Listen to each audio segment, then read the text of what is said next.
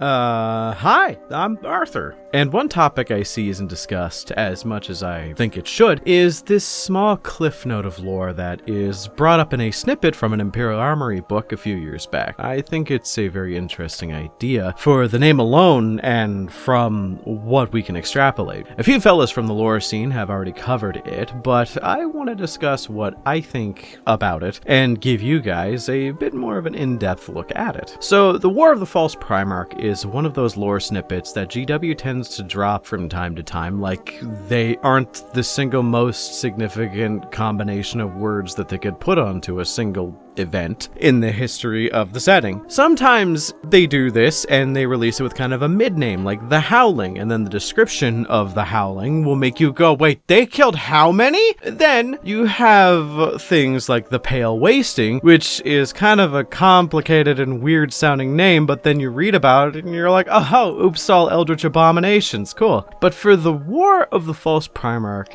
they gave us enough lore that we can kind of piece together what happened, even just with the bits and pieces they gave us. So for the uninitiated, the War of the False Primarch, all we know is that the High Lords of Terra declared war on 11 renegade chapters of Space Marines and formed a task force of 5 Space Marine chapters that were loyal. This was known as the Pentarchy of Blood. The Pentarchy of Blood was sent off to destroy these 11 chapters, sack their homes, burn them to the ground, and end whatever rebellion or trouble this so-called False Primarch was causing. That's it. That's all we know. We know the 5 chapters of the Pentarchy, but we don't know the 11 chapters of the renegade forces under the False Primarch. So that should be it, right? We can't really expand upon this further, but from here we are left to extrapolate, and honestly, I kind of feel I have a good idea as to what exactly happened. So let's examine a little deeper what we know and then go from there. So starting off, the Pentarchy. This is the one that gives us the most information because the Pentarchy is made up of 5 actually named Space Marine chapters that have an actually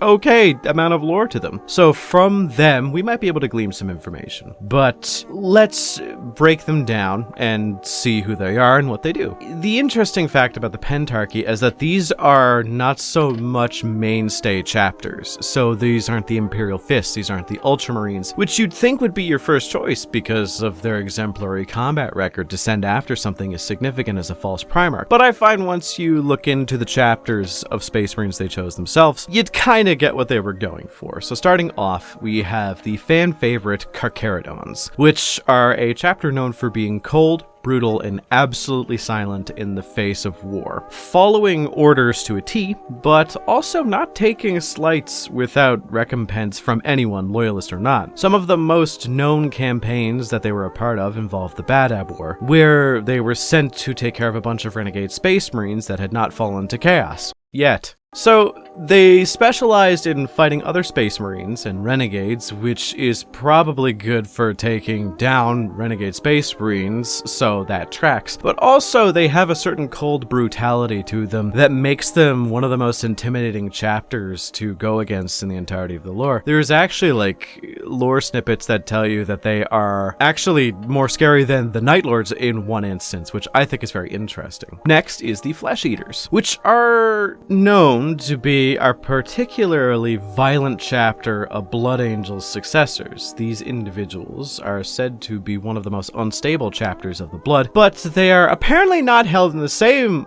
level of side-eyed concern that the Flesh Terrors are. It's actually implied that the Flesh Eaters are a bunch of cannibals, which makes sense considering the name, and GW tends to be a bit direct with the naming conventions of the chapter. You know, Flesh Terrors tend to tear flesh, and the Ultramarines tend to be the Ultimate Marines, and also Ultramarine Blue, so yeah. At the time of the War of the False Primarch, it's actually implied that they were in the midst, or at least the early stages, of becoming undone by gene seed flaws that were starting to manifest. See, the Blood Angel's gene seed is known for being probably the most unstable of all the Loyalist gene seeds. I think of all 20 of the legions that we have, the most unstable gene seed is the Thousand Sons, but just below that is the Blood Angels. So, them becoming undone because of gene seed flaws is is, common. But in the modern setting, they actually survived long enough to fight during the devastation of Baal and even have received Primaris reinforcements, which means that their gene seed is a lot more stable. So the key features here is they have a very bellicose temperament. They are especially quick to anger and become incredibly violent. And they also tend to be pretty intimidating shock troops, as most Blood Angels are, but these ones tend to revel a bit more in rampant slaughter. The third chapter of the Pentarchy of Blood is a reclusive chapter that's hard to find official art of, but they are the Charnel Guard.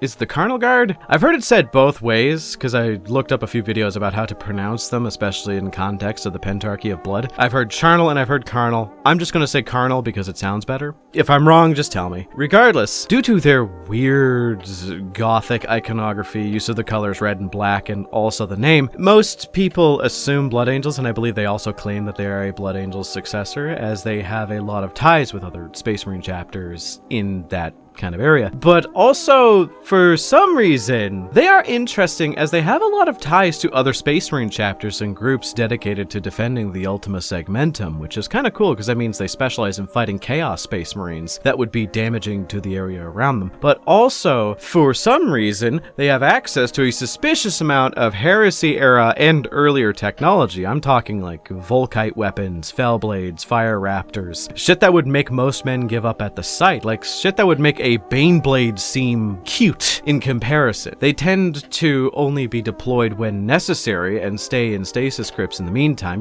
Dracula style. So heavy weapon shock assault with a lot of dark iconography, as well as, the normal Blood Angel shtick. They also are a part of several groups dedicated to destroying Chaos Marines, like I said, so you're starting to notice a trend here, I would assume. The fourth chapter of the Pentarchy is the Death Eagles. I made a video on these individuals a while back, and I thought that was a really good video, so you should go check that out. It's actually pretty nice. To put it plainly, they may be a successor of the Emperor's Children, or they are a successor of the Raven Guard. Regardless, they specialize in hit and run stealthy tactics, but also very much dueling and demoralizing individuals with their ability to fight. Very much show up, best them at their own game, and then leave in tight pockets of time. It's a very demoralization-based style of fighting that kind of blends Emperor's Children with Raven Guard and tactics, so I could see why there's an argument for both. And the last chapter of the Pentarchy is My Dearest Sweet Strawberries, the Red Talons. The Red Talons are Iron Hands if Blood Angels. I love their shit. They have a particular fondness for hunting down Chaos Marines and murdering the living hell out of them. They are unlike a lot of Iron Hand successors, known for being particularly brutal and actually easy to anger. Their tactics in several sources have been described as being both bold and to some degree reckless, which is very counter to what the Iron Hands usually are, being cold and calculated. So, as described, they are a chapter of shock and awe, blistering attack, and they just don't hold back. They throw their entire chapter force at things they want dead as soon as possible. So if you've noticed a pattern here, it's this. All of the chapters have in common a breadth of experience around A, killing both Space Marines that are Renegade and Chaos, and B, have a degree of talent for fear tactics. They are meant to demoralize their opponents with overwhelming might, and with all 5 of them together, it must have felt like a walking doomsday coming towards each of the planets under the control of the False Primarch. I know a few people believe that these chapters were chosen specifically because they aren't trusted by other chapters and can keep a secret, but the Carnal Guard as well as the Flesh Eaters have close ties with other chapters. See, the Carnal Guard is a part of a small group called the Maelstrom Warders, which take care of the Ultima Segmentum, and the Flesh Eaters still have strong ties to the other Brotherhood of Sanguinius members, so they do have ties to other chapters that aren't linked with the High Lords of Terra. So that shit kind of flies out the window. I think the reason why these chapters were brought together was simple. They have a very specific skill set, and what is that skill set? Killing other Space Marines and making sure that other people are too scared to retaliate no matter what. And I think that fits. I think that tracks with why they would have been chosen. Because if this was kind of an inside job by the High Lords of Terra, why didn't they hire the Minotaur Minotaurs, which have significantly more Marines than, say, the Flesh Eaters, which are a dying chapter known to be incredibly unstable, some random chapter in the middle of the Ultima Segmentum. So I don't think that it was kind of an inside job by the High Lords of Terra. I think it was genuinely an effort to get chapters that would be best suited to this kind of fight. Well, there are a bunch of ideas. So that brings to question the title of the video. Just what exactly was the False Primarch if you had to put together a bunch of chapters dedicated to the complete annihilation of other Space Marines in order to win against him specifically, and make it so that others are so afraid that they can't rise up or won't rise up out of fear of retaliation? Well, there are a bunch of ideas. The safest one is probably that it was just some random, exceptionally big Space Marine that decided to brand himself a Primarch and enlisted the aid of a bunch of different chapters to his aid, which has happened before. Hell, even individual Space Marines become empowered by chaos from time to time in a subtle way that makes them still think that they're loyal. Like, good example, the Soul Drinkers. Most of them didn't even know that they were corrupted by chaos, even though one started to grow spider legs and shit. Though, there is the possibility that it was a real Primarch that the High Lords were trying to crush. I doubt that. Knowing what we know about Primarchs, if one Primarch had 11 chapters under his banner, there wouldn't be much that could stop him. Like, the Lion came back being nerfed by 10,000 years of aging, and he was able to rally several armies under his banner and stop several chaos insurrection attempts that also had some of the weirdest science shit ever, like a chapter of fallen Space Marines that had fallen to chaos that were trying to weaponize the black rage of the Blood Angels and be able to induce it in non-Blood Angels Marines. And he stopped all of that with like 10 guys and a few civilians with clubs. So at the most, 10,000 Space Marines under the control of a Primarch would probably not lose against 5,000 at most Space Marines not under the control of a Primarch, even if their specialty was killing other Space Marines. The war did end with the Pentarchy killing off all the 11 chapters that rebelled, which in all honesty is a bit of a feat. Like, one-on-one, a chapter should be equal to another chapter in terms of combat, but you'd think attrition warfare would also wear them out after a little bit of killing 11 chapters, because they went world by world and killed as many as humanly possible, because if they divided themselves up, they would just lose. Though, I suppose it is often overlooked that these chapters would have probably been supplemented by the full military might of the Imperium, because, well, you can't really go around claiming you're a Primarch without getting the ire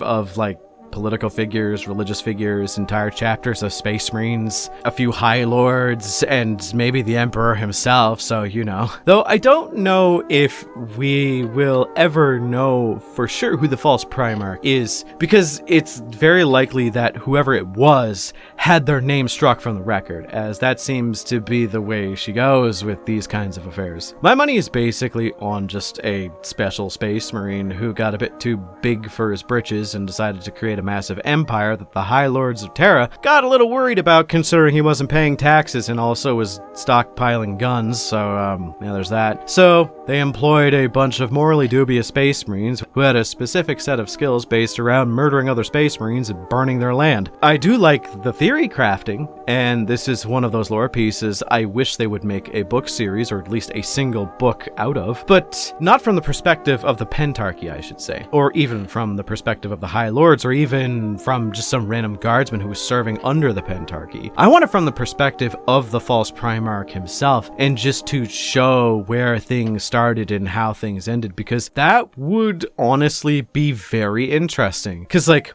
what if it was just Ferrus Manus' severed head put on a robot? That'd be cool, right? We know at the end of the series that the False Primarch would die, because that's what happened in the lore, at least from the record of that little snippet we got. But that doesn't change the fact that it'd be an interesting story. Like, we know how the book series is going to end for something like the Dark Imperium even as it was happening, because Guilliman is still alive, but it doesn't make it any less interesting to see how he makes it through, you know? So, knowing that the False Primarch and the 11 chapters under him got absolutely just obliterated and scoured from the universe is definitely still fun.